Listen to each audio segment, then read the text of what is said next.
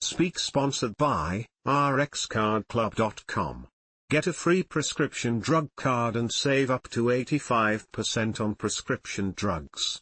rxcardclub.com. Doctors warn of potentially stronger flu season as new variant emerges. Health officials are monitoring rising flu activity as a new, more contagious K-flu variant begins to spread. Some states like Colorado, Louisiana, and New York are already seeing a surge in flu cases, while Missouri and Illinois remain at a lower level for now. Flu symptoms can appear quickly and become severe, so early testing is important. Home testing kits can help distinguish between flu and COVID-19.